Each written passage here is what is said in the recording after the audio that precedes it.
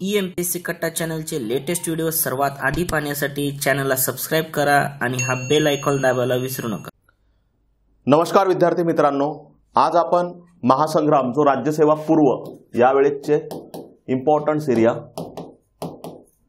यासाठी जे इम्पॉर्टंट्स काही प्रश्न आहेत आणि एनालिसिस आहेत ते बघणार आहे। तर बघा, सुरुवातीला पहिलाच प्रश्न आहे, खालीलपैकी कोणती भारतीय अर्थव्यवस्थेसमोरील आव्हाने आहेत। आपण काही मेनचे जे इम्पॉर्टंट्स प्रश्न आहेत ते सुद्धा यामध्ये कव्हर केलेले आहेत आणि ते प्रश्न आपल्याला बऱ्यापैकी काही दिशा देतील आणि त्याच्या ऑप्शन्सवर सुद्धा आपण काही एनालिसिस बघूया।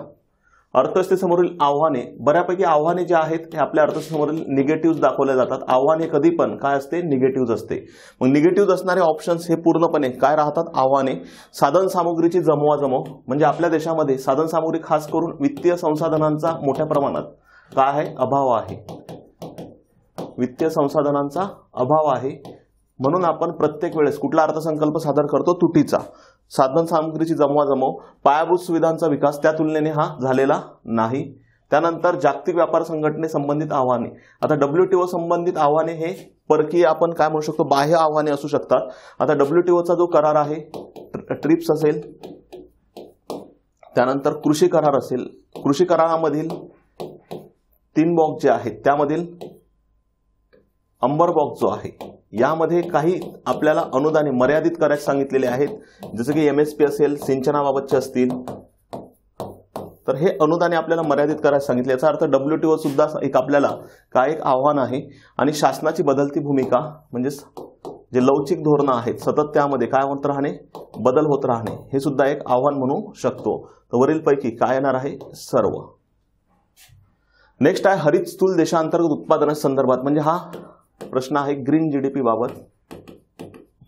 ग्रीन GDP काय सांगते आपल्याला, GDP मायनस पर्यावरणीय हानीचे मूल्य।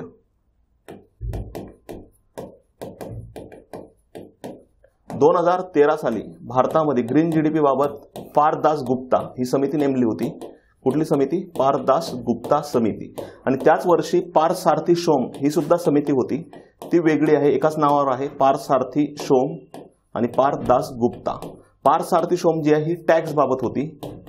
गार लागू करा, जनरल अँटी अवॉइडन्स रूल, जो कर चुकवेगिरीबाबतचे साधारण नियम आहेत ते लागू करण्याबाबत त्यांची शिफारस होती। तसेच CBDT आणि CBEC यांचं विलिनीकरण याबाबत शिफारस होती। पण पारदास गुप्ता जी आहे ही ग्रीन GDP बाबत यांनी काय केली होती, शिफारस। यांच्या शिफारशी अंमलबजावणी झालेली नाही, परंतु ग्रीन GDP आपल्याला काढता येईल का याबाबत ही समिती होती। कुठली, पारदास गुप्ता। आणि पारसारथी शोम ही कशाबाबत आहे, टॅक्स। ग्रीन GDP काय सांगते, GDP मायनस पर्यावरणीय हानीचे मूल्य। 1990 साली हरित स्थूल देशांतर्गत उत्पादन ही संकल्पना विकसित करण्यात आली। आता 1990 साली ही जरी करण्यात आली असेल, परंतु याचा स्वीकार पहिल्यांदा 2006 साली कोणी केलेला आहे, चीनने। आणि चीनने नंतरच काय करून टाकली, ते बंद केलेली आहे। 2000 पासून नाही, 2006 पासून। किती नंबरचा चूक आहे, ऑप्शन सी नंबर चूक आहे, म्हणजेच डबल ऑप्शन्स आहेत, कुठलं येणार बरोबर, A आणि B। त्यानंतर पहा, या संकल्पनेत मानवी कल्याणावर परिणाम करणारे प्रदूषण, म्हणजे आपण त्याला काय म्हटलेलं आहे, पर्यावरणीय हानी। पर्यावरणीय हानी किंवा पर्यावरणीय घसारा, किंवा यालाच म्हणू शकता depreciation of nature. Depreciation of nature, नैसर्गिक साधन सामुग्रीची होणारी किंमत या घटकाचा काय केला जातो, विचार। तर पर्याय क्रमांक किती येणार, 3। NNP net national product. GNP काय सांगते बघा, gross national product. GDP plus निव्वळ विदेशी उत्पन्न। GDP प्लस निव्वळ विदेशी उत्पन्न। NNP काय सांगते, GDP प्लस निव्वळ विदेशी उत्पन्न मायनस घसारा, म्हणजे NNP मध्ये घसारा येत नाही। GDP प्लस निव्वळ विदेशी उत्पन्न म्हणजे GNP मायनस घसारा म्हणजेच NNP सुद्धा होते। भारताचं राष्ट्रीय उत्पन्न हे कशाला मोजलं जाते, NNP ला। GNP मायनस घसारा म्हणजे NNPचं सूत्र विचारलेलं आहे। NNP म्हणजेच काय, GNP मायनस घसारा। GNP मायनस घसारा पहा, घसारा इथं कोणता दिला आहे, डेप्रिसिएशन ऑफ मशिनरी, जे यंत्रसामुग्रीचा आपण वापर करतो, आणि डेप्रिसिएशन ऑफ N म्हणजेच नेचर किंवा नैसर्गिक घसारा। ओके, NNP बरोबर डेप्रिसिएशन ऑफ मशिनरी आणि डेप्रिसिएशन ऑफ नेचर। सातत्यपूर्ण निव्वळ राष्ट्रीय उत्पादनाचे समीकरण आहे. या समीकरणामध्ये डीएम आणि डीएन काय दर्शवते, तर डीएम जे आहे डेप्रिसिएशन ऑफ मशिनरी, उत्पादित भांडवली वस्तूंचा घसारा. भांडवली वस्तू म्हणजेच काय झालं, यंत्रसामुग्री ज्यांचा वापर 1 वर्षापेक्षा जास्त होतो त्याला काय म्हटलं जाते, भांडवली वस्तू. आणि डीएन म्हणजेच डेप्रिसिएशन ऑफ नेचर, पर्यावरणीय भांडवलाचा घसारा. पर्याय क्रमांक किती येणार आहे, 1. खालीलपैकी कोणता अभ्यासगट दारिद्र्य रेषेच्या अभ्यास संबंधित आहे. दारिद्र्य याबाबत जे समिती आहेत महत्वाचे त्यामध्ये पीडी ओझा असेल, यांनी प्रति व्यक्ती प्रति महिना उपभोग खर्च हा निकष सांगितला होता. त्यानंतर गौरव दत्ता आणि मार्टिन,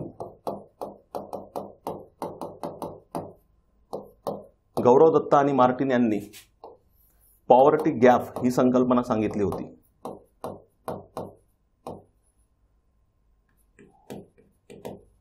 कुठली संकल्पना सांगितली होती, पॉवर्टी गॅप. तर अभ्यासगट भारतातील दारिद्र्य संबंधित हे तिन्ही आहेत दारिद्र्य संबंधित. तारापोर समिती जी आहे, SS तारापोर, तर ही जी आहे यांनी भारतामध्ये सर्वप्रथम चलनविषयक धोरण समिती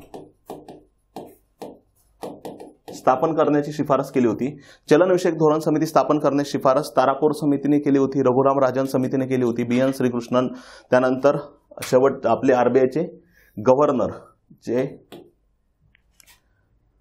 उर्जित पटेल यांनी सुद्धा याबाबत शिफारस केली होती. चलनविषयक धोरण समिती म्हणजे या बाबतीत चलनविषयक धोरण समितीमध्ये स्थापन करा अशी शिफारस कोणी कोणी केली होती, तारापोर, त्यानंतर रघुराम राजन असतील, त्यानंतर BN श्रीकृष्णन आयोग आणि उर्जित पटेल असतील.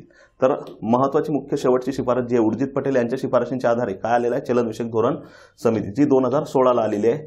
ज्यामध्ये किती सदस्य आहेत, टोटल 6. RBI मधील 3 आहेत आणि केंद्र सरकारचे 3 आहेत. केंद्र सरकारच्या सदस्यांची नियुक्ती किती वर्षांसाठी आहे, 4, ज्यामध्ये पुनर्नेमणूक त्यांची होत नाही. तारापूर समितीत दुसरी जी शिफारस आहे त्यांची आहे रुपया भांडवली खात्यावर परिवर्तनीयतेबाबत.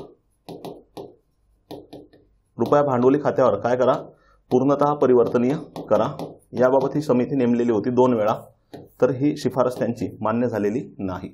नेक्स्ट आहे 6व्या पंचवार्षिक योजनेअंतर्गत दारिद्र्याच्या व्याख्येनुसार ग्रामीण भागासाठी आणि शहरी भागासाठी किती कॅलरी लागतील. तर एक लक्षात घ्या,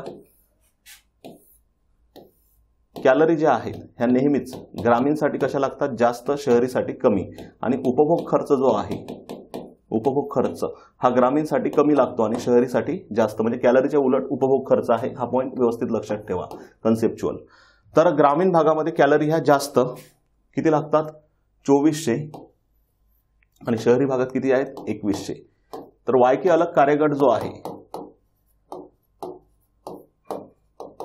वाय के अलग कार्यगट यांनी सुद्धा या कॅलरी सांगितलेल्या होत्या. वाय के अलग यांच्याच आधारावर कोणी शिफारस केली होती, लखडावाला.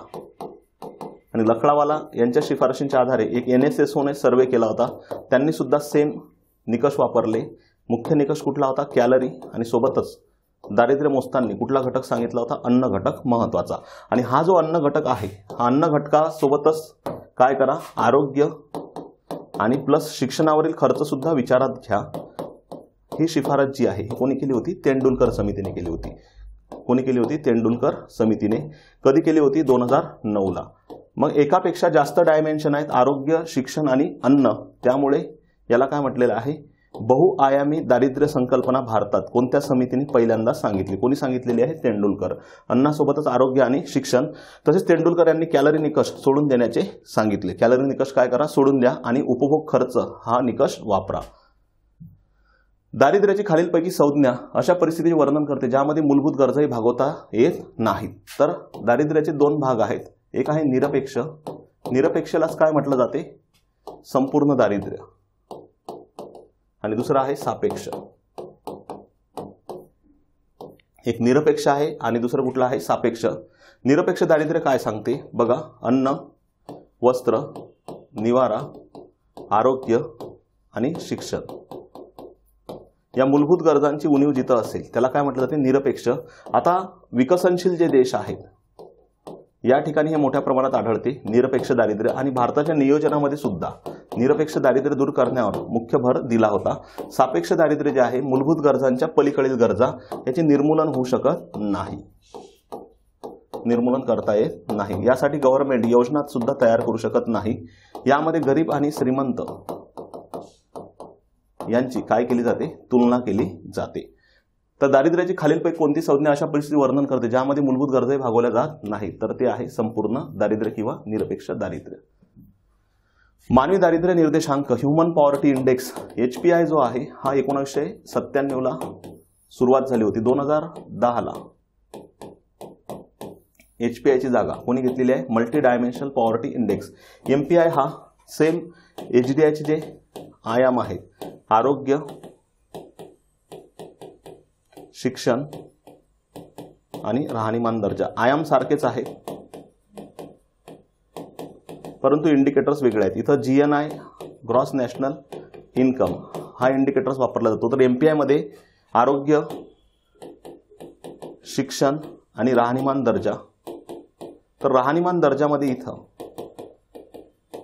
पायाभूत सुविधा विचारात घेतल्या जातात. मुख्य पायाभूत सुविधा यामध्ये इंडिकेटर्स किती आहेत, 6 आहेत.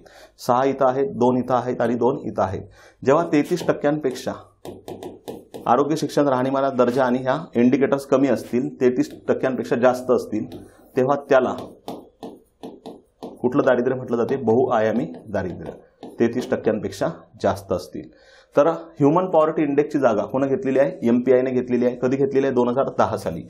तर HPI बघा कोणत्या आधारे काढला, तर दीर्घ आयुर्मान, ज्ञान आणि राहणीमानाचा दर्जा. दीर्घ आयुर्मान म्हणजे आरोग्य, शिक्षण आणि राहणीमान दर्जा. पर्याय क्रमांक किती येणार आहे, 3. सुरेश तेंडुलकर समिती 2009 ची गटाच्या शिफारशीप्रमाणे दारिद्र्य रेषेखालील कुटुंब या निकषाने ठरवावे. तर यांनी कॅलरी निकष जो आहे हा सोडून द्यायचा सांगितला. कॅलरी निकषाऐवजी यांनी कुठला खर्च सांगितला होता, उपभोग खर्च विचारात घ्या. उपभोग खर्चामध्ये त्यांनी प्रामुख्याने 3 खर्च सांगितले होते, आरोग्यावर होणारे, शिक्षणावर होणारे आणि अन्नावर होणारे. आरोग्य, शिक्षण आणि अन्नावर होणारे खर्च विचारात घ्या. पर्याय क्रमांक किती येणार आहे, 1. नेक्स्ट आहे, जेव्हा प्रचलित मजुरीच्या दरावर म्हणजे जेव्हा काम करणाऱ्याची इच्छा आहे तरी देखील त्याला काम मिळत नसेल तर त्याला काय म्हटलं जाते, ऐच्छिक बेरोजगारी. काय म्हटलेलं आहे, इच्छा असूनही काय मिळत नाही, काम मिळत नाही, त्याला म्हटलं जाते ऐच्छिक. आणि श्रम आहे, श्रम उपलब्ध आहे परंतु काम करण्याची इच्छा नसणे,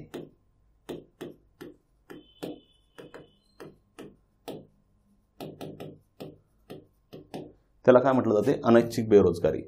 भारतात दारिद्र्यविषयक कोणती संकल्पना विचारात घेतली जाते. भारताच्या नियोजनामध्ये आपल्या देशामध्ये जो मेन प्रॉब्लेम आहे कुठला, निरपेक्ष दारिद्र्य, हे दूर करण्यावर मुख्य भर दिला. मेन प्रॉब्लेम काय आहे, अन्न, वस्त्र, निवारा, आरोग्य आणि शिक्षण, हे दारिद्र्य दूर करण्यावर विशेष भर दिला जातो.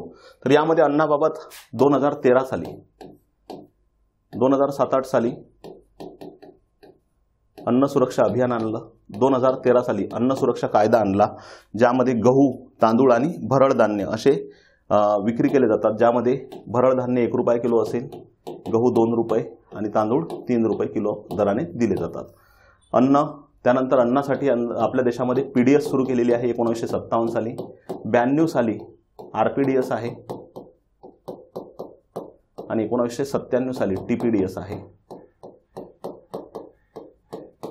त्यानंतर निवाऱ्याबाबत सध्या प्रधानमंत्री आवास योजना याची रिसेंटली करंटमध्ये काय वाढवलेली आहे, मुदत वाढवलेली आहे, प्रधानमंत्री आवास योजना. आरोग्याबाबत सर्वात मोठी अभियान सुरू आहे आपल्या देशामध्ये, आयुष्यमान भारत. आणि शिक्षणाबाबत सर्व शिक्षा अभियान. ओके.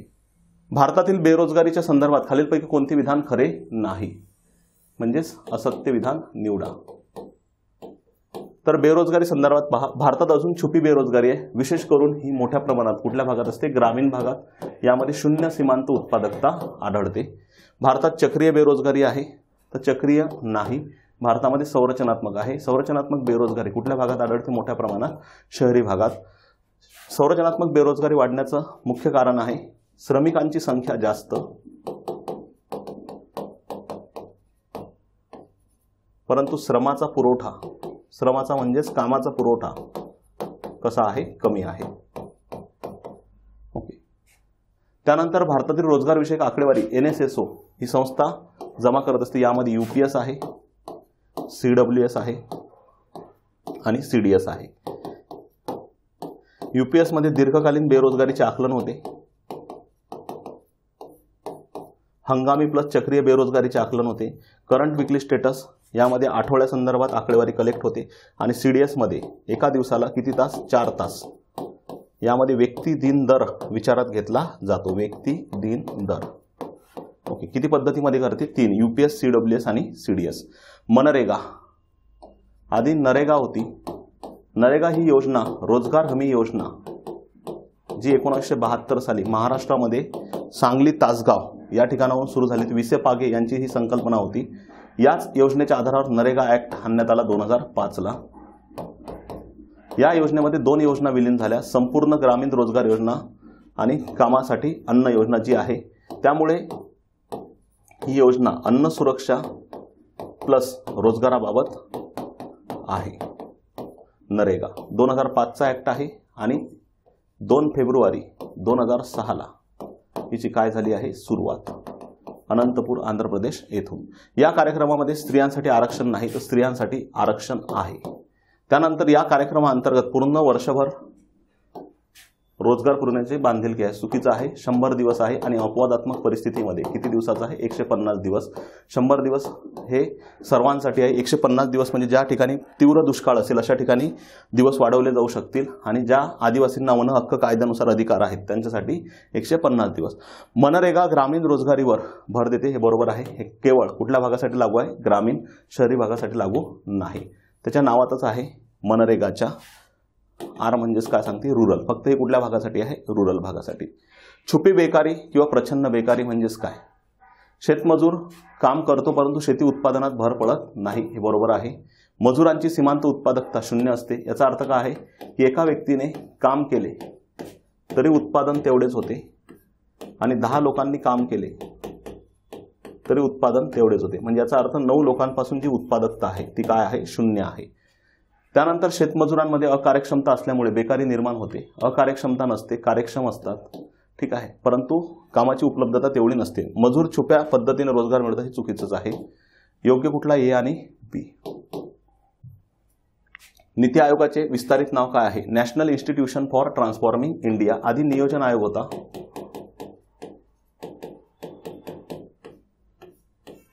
नियोजन आयोग 15 मार्च 1950 साली. याची जागा 1 जानेवारी 2015 ला national institution for transforming India कोणी घेतलेली आहे, नीती आयोग.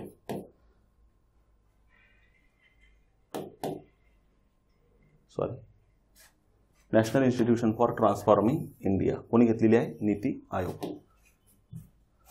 खालीलपैकी कोणते प्रतिरूप भांडवल हे आर्थिक वाढीतील महत्त्वाचा घटक मानले जाते. प्रतिरूप म्हणजेच मॉडेल. तर यामध्ये जे मॉडेल आहे हे कुठलं आहे, हेरॉल्डोमर. हेक्चर आणि ओहलिन हा सिद्धांत जो आहे हा व्यापारामधील आहे. या सिद्धांतावर टीका लिओन्टिफ यांनी केली होती. कोणी टीका केली होती, लिओन्टिफ. म्हणून लिओन्टिफच्या निष्कर्षाला कुठला निष्कर्ष म्हणून ओळखते, विरोधाभासी. हेरॉल्डोमर हे प्रतिमान हे पहिल्या पंचवार्षिक योजनेमध्ये. भांडवल त्यांचं म्हणणं आहे की अर्थव्यवस्थेत जास्तीत जास्त काय ओतलं पाहिजे, भांडवल. त्यामुळे लोकांच्या हातात काय वाढेल, पैसा वाढेल. ओके. त्यामुळे मागणी वाढेल, उत्पादन वाढेल आणि रोजगार वाढेल. हेरॉल्डोमर हे प्रतिमान कुठल्या पंचवार्षिक योजनेतलं आहे, पहिल्या पंचवार्षिक योजनेतलं आहे. खालीलपैकी कोणी वेतन वस्तू व्यूहरचना तयार केलेली आहे, तर CN वकील आणि PR ब्रह्मानंद. यालाच ब्रह्मानंद वकील असं म्हणून सुद्धा ओळखल्या जाते. तर वस्तू व्यूहरचना प्रतिमान म्हणजेच जे पहिल्यामध्ये हेरॉल्डोमर यांचं होतं, दुसरीमध्ये महालनोबिस,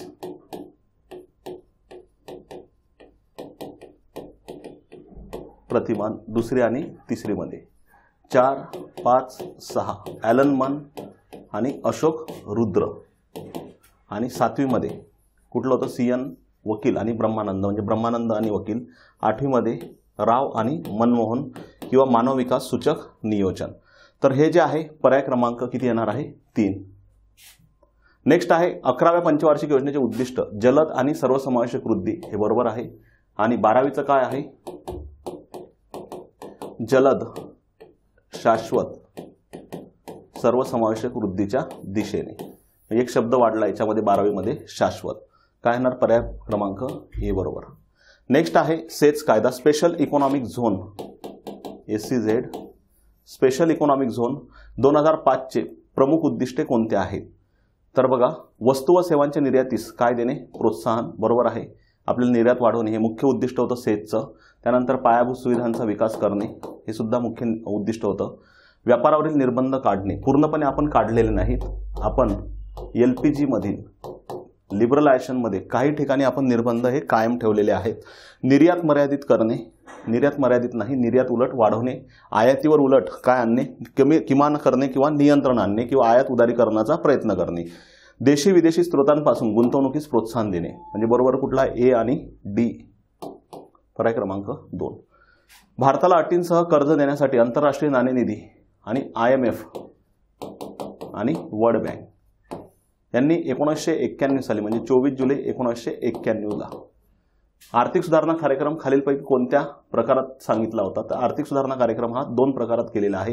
एक आहे MES मॅक्रो इकॉनॉमिक स्टॅबिलिटी आणि स्ट्रक्चरल ॲडजस्टमेंट प्रोग्राम, म्हणजेच काय आहे, SAP. MES अंतर्गत ज्या सुधारणा केलेल्या आहेत त्या 3 आहेत, करन्सी डिव्हॅल्युएशन, BOP ॲडजस्टमेंट आणि इन्फ्लेशन कंट्रोल. अशा किती झालेल्या आहेत? 3. करन्सी डिव्हॅल्युएशन म्हणजे अवमूल्यन, BOP ॲडजस्टमेंट जे व्यवहार तोलावर समायोजन आणि इन्फ्लेशन कंट्रोल. तर यामध्ये काय सांगितलेलं आहे, फक्त कोणत्या विचारलेल्या आहेत आपल्याला, MES आणि SAP, स्थिरीकरण आणि संरचनात्मक समायोजन. काय येणार, पर्याय क्रमांक 3. मॅक्रो इकॉनॉमिक स्टॅबिलिटी, स्टॅबिलिटीचा अर्थ काय, स्थिरीकरण, आणि स्ट्रक्चरल ॲडजस्टमेंट प्रोग्राम म्हणजे संरचनात्मक समायोजन कार्यक्रम, पर्याय क्रमांक 3. किती प्रकारात राबवले आहेत? तर 2, MES आणि SAP. MES मध्ये 3 आहेत, CBI, आणि SAP मध्ये इतर सुधारणा सर्व. 91 नंतर झालेल्या इतर सुधारणा सर्व या कशामध्ये ठेवायच्या, SAP. आणि LPG मध्ये लिबरलायझेशन मध्ये आपण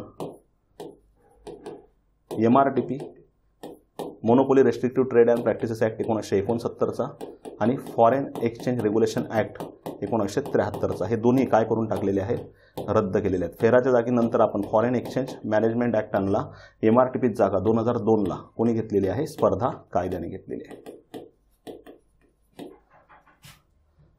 निर्गुंतवणुकीची रणनीती, निर्गुंतवणूक धोरण आपण कधी स्वीकारलेलं आहे, 24 जुलै 1991ला.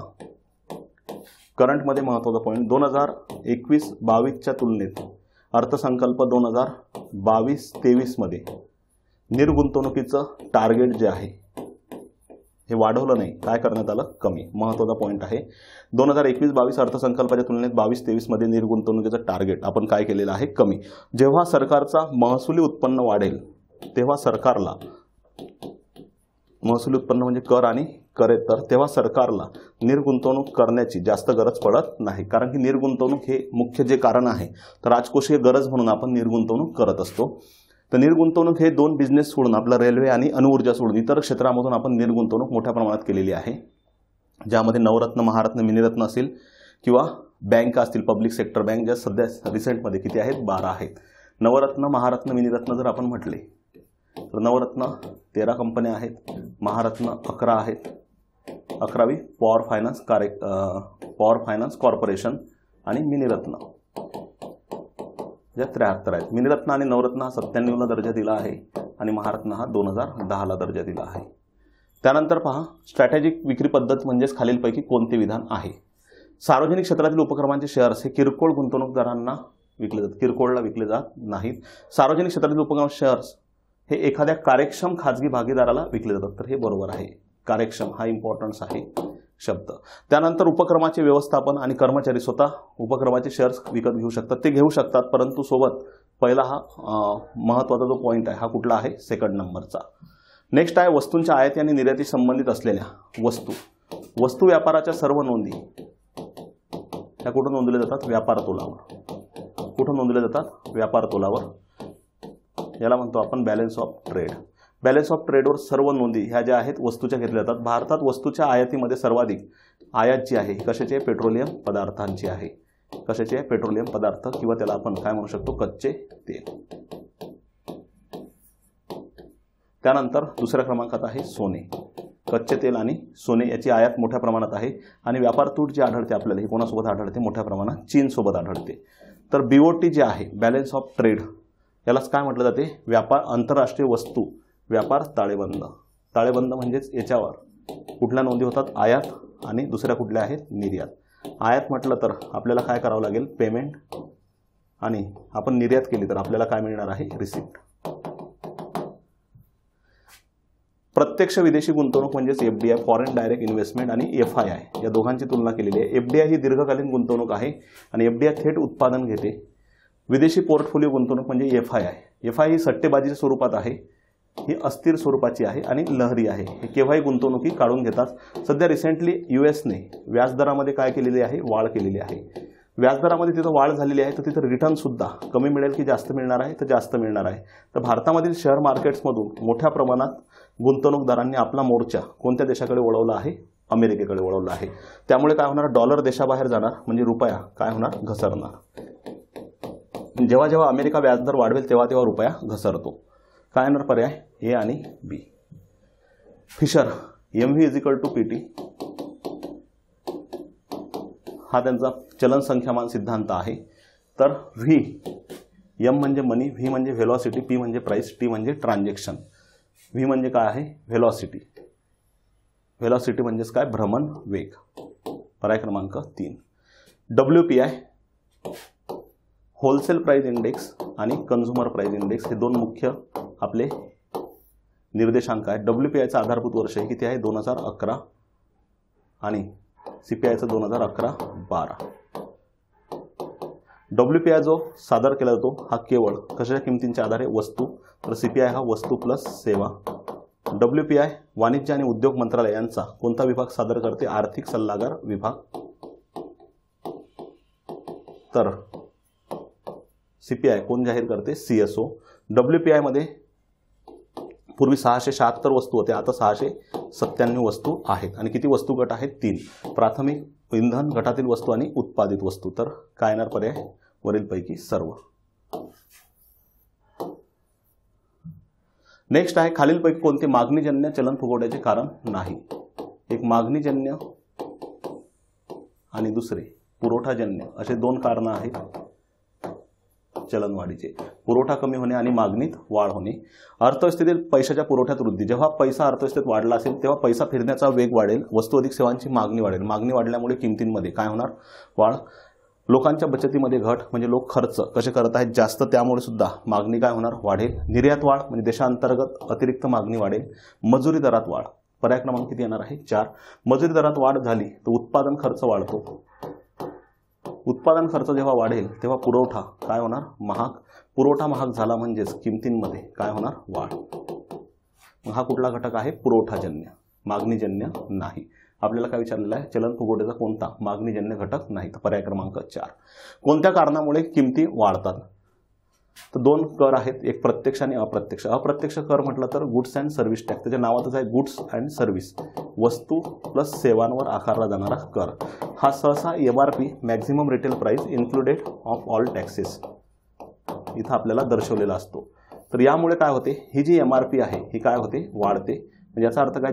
GST म्हटलं तर कुठला कर? अप्रत्यक्ष कर. पण कोणत्या करामुळे किमती वाढतात? तर अप्रत्यक्ष करामुळे किमती वाढतात. जोड्या लावा. राजकोषीय तूट, अर्थसंकल्पीय तूट, महसुली तूट, प्राथमिक तूट. ऑलरेडी हा प्रश्न आपण कव्हर केलेला आहे. तूट या ठिकाणी जर तुटीवर तुम्हाला जास्त प्रॉब्लेम्स असतील तर तुटीचा सुद्धा एक व्हिडिओ आहे यूट्यूबला, तो बघून घ्या. खूप छान व्हिडिओ आहे. यामध्ये पहा सोपे थोडे काहीतरी टेक्निक्स आपण ज्या तिथं शिकवलेल्या आहेत त्याच इथं सांगतो. अर्थसंकल्पीय तुटीमध्ये 2 वेळा एकूण शब्द दिसतो, त्यामुळे ब ला 1. त्यानंतर महसुली तुटीमध्ये 2 वेळा महसुली शब्द जिथं असेल ती महसुली तूट असते, म्हणजे क ला 2. जिथं व्याज हा शब्द दिसत असेल, व्याज, तिथं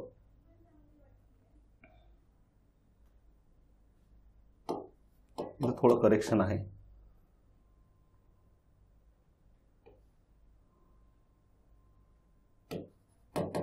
व्याज ठीक आहे. ह्या प्रश्नामध्ये करेक्शन आहे, आपण हा कॅन्सल करूया. थोडा करेक्शन आहे बघा. जिथं व्याज हा शब्द दिसेल तिथं कुठली तूट जोडायची आहे? प्राथमिक तूट. आणि जिथं कर्ज हा शब्द असेल तिथं कुठली असणार आहे? राजकोषीय तूट. ठीक आहे. जिथं कर्ज दिसेल ती कुठली तूट? राजकोषीय. जिथं व्याज दिसेल तिथं प्राथमिक तूट. त्यानंतर 2 वेळा महसुली शब्द असेल तर महसुली तूट. 2 वेळा भांडवली शब्द भांडवली तूट. 2 वेळा एकूण शब्द अर्थसंकल्पीय तूट. यासाठी एक डिटेल्स व्हिडिओ जो आहे तुटीचा तो उलट जास्त डिटेल्स आहे, तो एक विशेष स्पेशल बघून घ्या. त्यानंतर बघा, भारतीय राज्यघटनेच्या कलम 280 नुसार आर्टिकल 280 आणि 243I. 280 नुसार केंद्रीय वित्त आयोग आहे, तर 243I नुसार राज्य वित्त आयोग आहे. केंद्रीय वित्त आयोग म्हटलं तर कोण? राष्ट्रपती. हे दर 5 वर्षाला याची स्थापना करतात, तर इथं कोण करते? राज्यपाल. त्यानंतर केंद्रीय वित्त आयोग जो आहे सध्या 15वा स्थापन केलेला NK सिंग यांच्या अध्यक्षतेखाली, त्यानुसार सर्वाधिक भारांक जो आहे महसूल वाटप करताना 45% हा उत्पन्नाच्या अंतराला दिलेला आहे. त्यामध्ये पहा, वित्त आयोगाचं कोणतं काम नाही. कर उत्पन्नाचे केंद्र आणि राज्य सरकारामध्ये वाटप करणे बरोबर आहे. अनुदान देण्याबाबतच्या काय करणे? सूचना. केंद्रीय अर्थसंकल्प तयार करणे हे त्यांचं काम नाही. केंद्रीय अर्थसंकल्प आर्टिकल 112 नुसार केंद्रीय अर्थसंकल्प मांडण्याची जबाबदारी घटनात्मक कोणाची आहे? राष्ट्रपती यांच्या वतीने. कोण मांडत असते? केंद्रीय अर्थमंत्री. त्यानंतर पहा, 101वी घटना दुरुस्ती म्हणजे GST goods and service tax 1 जुलै 2017ला. त्यामुळे वस्तू व सेवा कर लागू झाला, हे स्टेटमेंट बरोबर आहे. GST आलेला आहे, त्यामुळे 7वी अनुसूची सुद्धा दुरुस्ती झालेली आहे. 268A हे सेवा कराबाबतचं कलम वगळण्यात आलं. तसेच 7वी अनुसूची 92C क्रमांकाचा केंद्र सूचीतील विषय हा सुद्धा रद्द केला. 246A 269A 279A हे नव्याने कलम समाविष्ट केले. 246A हे जे आर्टिकल्स आहे हे कशाबाबत आहे? हे GST बाबत कायदे करण्याचे अधिकार देते. 269A हे IGST बाबत तरतूद आहे आणि 279A हे जे आहे हे GST परिषदेबाबत आहे. GSTचे जे स्लॅब आहेत हे 0, 5, 12, 18 आणि 28% यामध्ये डिफाईन झालेले आहे. काय येणार पर्याय? वरीलपैकी सर्व. प्रधानमंत्री जनधन योजना, जनधन योजनेची घोषणा ही जी आहे 15 ऑगस्ट 2014ला केली होती. मेरा खाता भाग्य विधाता हे शीर्षक आहे.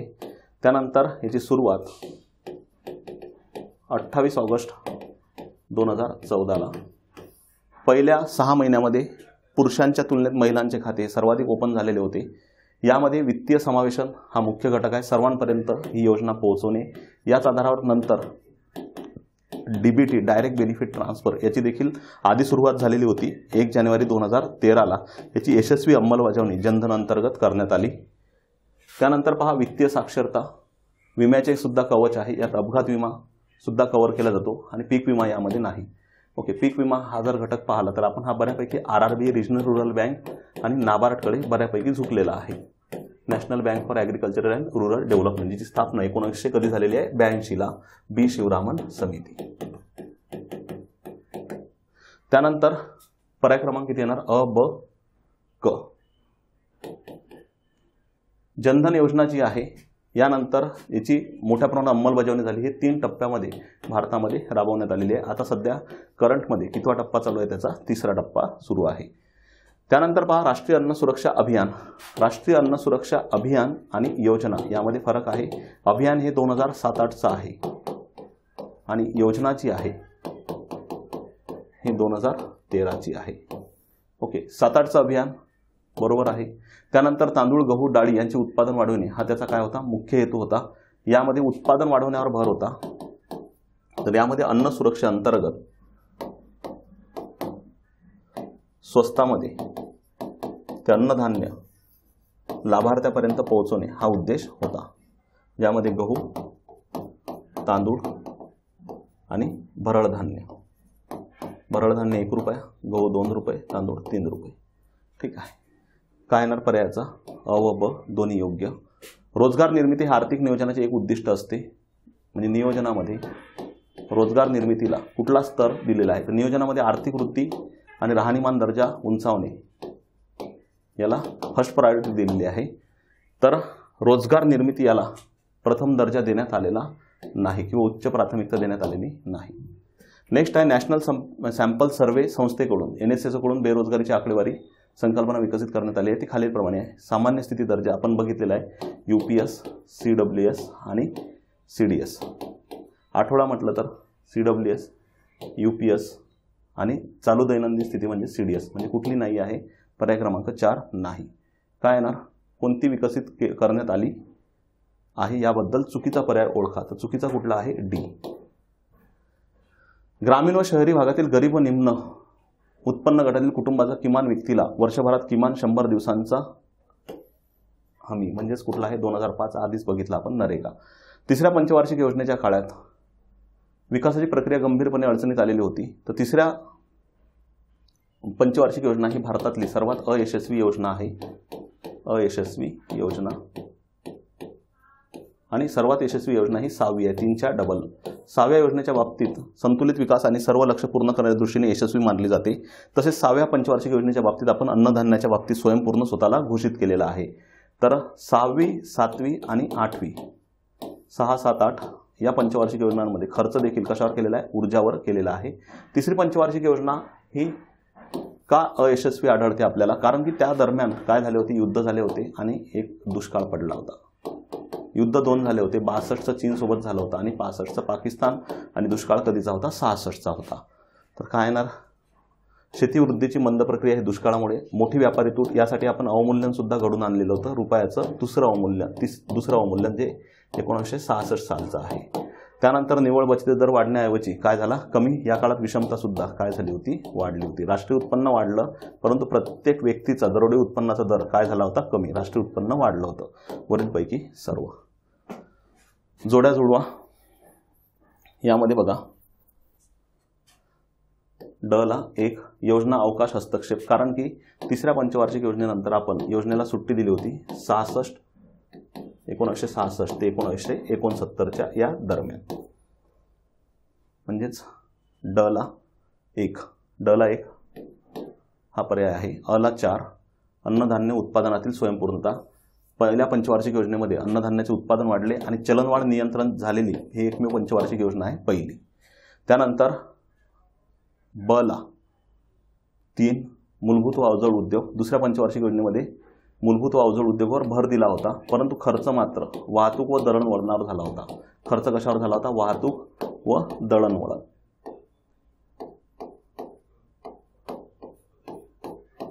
ओके, भर जो आहे याच्यावर दिला आणि खर्च वाहतूक आणि दळणवळण, हा पॉईंट व्यवस्थित लक्षात ठेवा. नेक्स्ट आहे, दुसऱ्या पंचवार्षिक योजनेची अंमलबजावणी पूर्णतः होऊ शकली नाही, कारण की त्यावेळेस आपल्याजवळ परकीय चलनाची काय झाली होती, तीव्र टंचाई. या काळात काय झालं, आयातीसाठी परवाने दिले.